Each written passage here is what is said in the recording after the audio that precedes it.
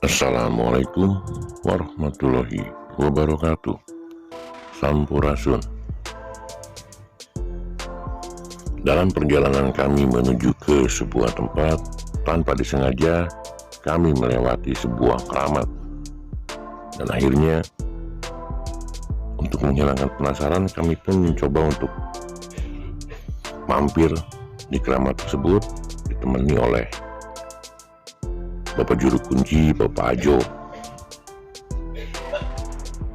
Kita akan lihat seperti apa keramat tersebut yang menurut cerita ini adalah keramat Eyang Wijaya Kusuma.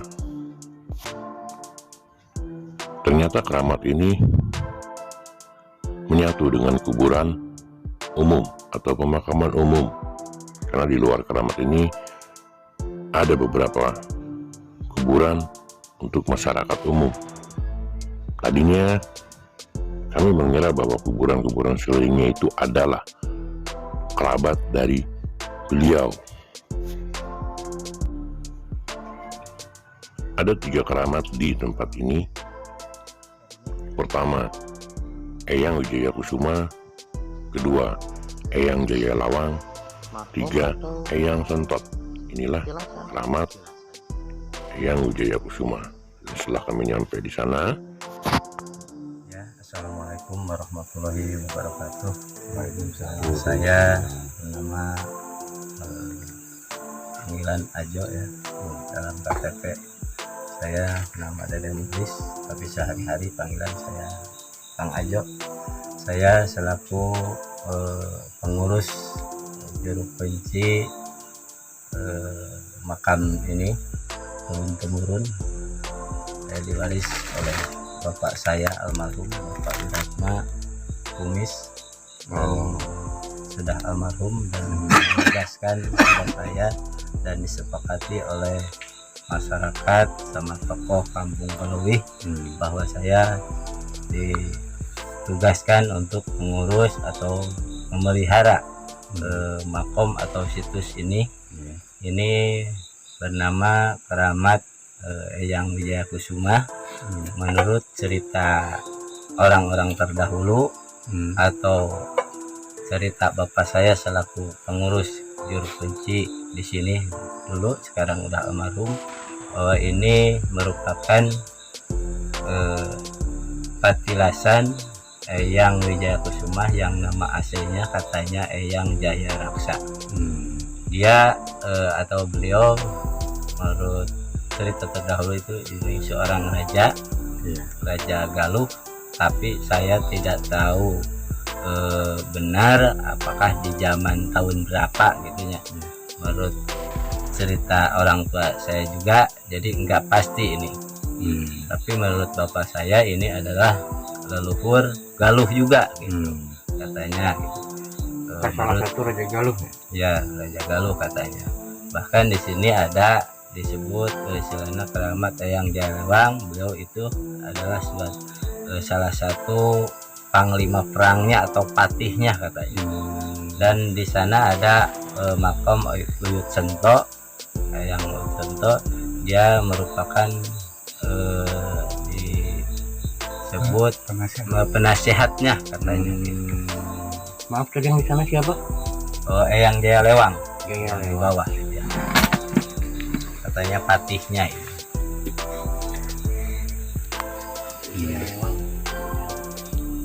Jadi dari dulu bentuk kayak gini ya Pak? Tadinya asalnya ini enggak di keramik ya, batu-batu ya lebar. Sayangnya ini udah dirubah, tapi batu-batunya ini masih asli tetap. ya, tetap. Cuma ininya di tembok sekarang. Tadinya enggak. Berarti benar perkiraan saya, di mana dulu posisi batu, susunan batu nggak seperti ini ya? Enggak ya. Susunan batunya kayak yang bangun tapak kayak gitu. Menalam. Untuk menhir yang berdirinya tuh bukan ini aslinya. Ya, bukan. Tadinya Menhirnya ada yang tinggi. Nah, menhirnya itu bukan yang ini aslinya. Ada orang yang Ngambil. bawa. Ternyata masih daerah sini juga orangnya yang bawa, dan itu dijual ke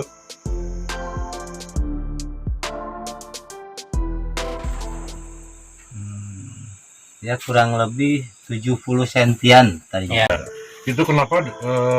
Karena formasi batunya sudah dirubah, jadi energinya pun ada sedikit melemah ya. Karena itu adalah satu kesatuan di mana beliau kenapa milih tempat di sini.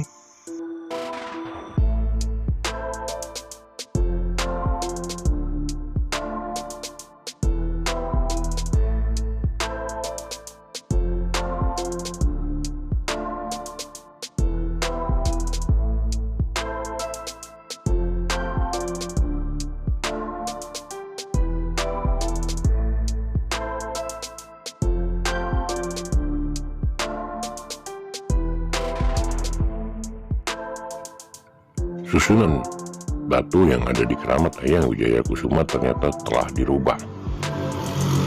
Setelah kami mengadakan tawasul seperti kebiasaan masyarakat setempat, kami pun menuju ke bagian bawah menuju keramat atau petilasan Eyang Jaya Lewang dan Eyang Sentot. Eyang Jaya Lewang menurut Bapak Ajo, beliau adalah patih dari Eyang Wijaya Kusuma. Dari keramat atau petilasan Eyang Wijaya Kusuma menuju Eyang Jaya Lewang itu agak sedikit jauh, di mana kami harus menuruni tempat, dan ternyata di sepanjang jalan ada banyak makhluk-makhluk dari Abdul Jumud.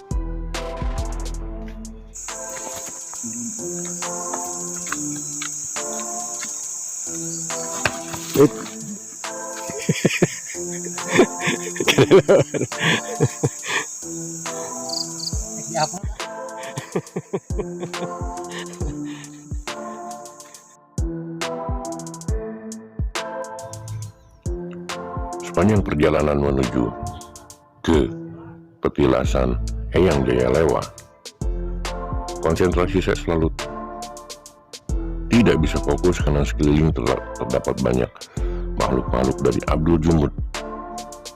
Di antaranya adalah persis di atas petilasan Eyang Jaya Lewang ada sebuah pohon besar, dan ternyata di balik pohon besar itu selalu ada yang mengintip dengan badan besar, warna hitam, penuh bulu, mata menyala merah.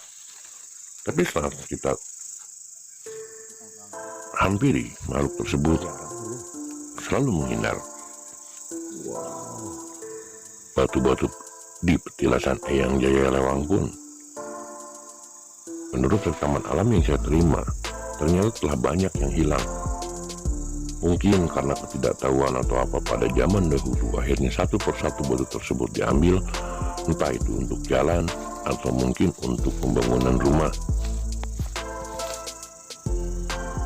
Kita tidak lama di tempat ini, mungkin ke depan ada umur, ada rezeki, insya Allah kita akan fokus di tempat ini untuk melihat secara detail dan secara jelas ada apakah rekaman alam yang kita terima nanti di depan. Karena waktu kami sangat sempit, setelah dari Jaya Lewang kemudian kita ke petilasan Eyang Sentot, di mana seperti biasa di sana ada mitos yang berkembang di sekeliling masyarakat sini, di mana seandainya ada niatan harus bisa mengangkat batu dengan sebelah tangan, dan itu mungkin akan bisa dilihat di konten Apollo Galuh. Batu tersebut diangkat oleh Bapak Beri.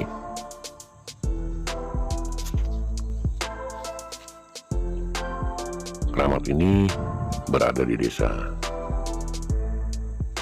Leuwih, Saguling, Kabupaten Ciamis. Inilah petilasan Eyang Jaya Lewang, dan terakhir nanti bisa dilihat petilasan dari Eyang Sentot. Bukan kuburan yang ada di sini, tetapi ini hanya sebuah petilasan. Oke teman-teman, saya hanya cek lokasi di sini. Terima kasih telah mengikuti perjalanan kami, semoga bermanfaat, dan insya Allah ke depan kita akan mengadakan fokus di sini semalaman.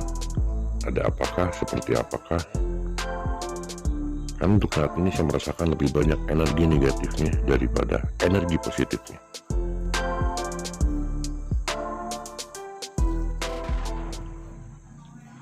Di lokasi ini, di petilasan ini, ternyata banyak batuan-batuan hilang, termasuk di petilasan Eyang Wijaya Kusuma tadi di atas.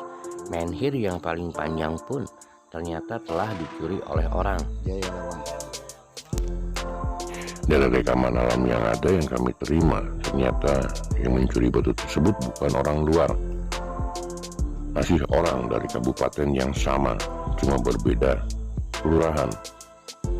Dengan tujuan hanya kita terikat oleh mitos dan mistik, sehingga menganggap batu tersebut adalah segalanya dan bisa memberikan sesuatu. Batu tersebut pun akhirnya bisa laku dijual. Subhanallah. Orang semakin banyak tersandung oleh mitos dan mistik dengan mengesampingkan logika yang ada.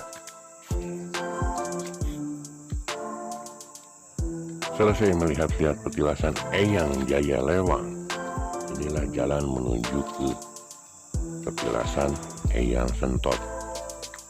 Seperti biasa, ditandai dengan tanda sebuah pohon besar.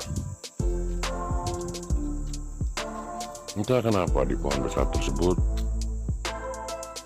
ada satu makhluk dari Abdul Jumud yang untuk saya pribadi pun sangat mengganggu. Di situ terdapat satu kelong wewe. Kalau dalam bahasa kami, dalam bahasa Jawa mungkin disebutnya wewe gombel. Makhluk itu tidak mengganggu, hanya memperhatikan sedang apa kami mungkin, karena kami hanya melihat-lihat petilasan bekas Eyang Sentot.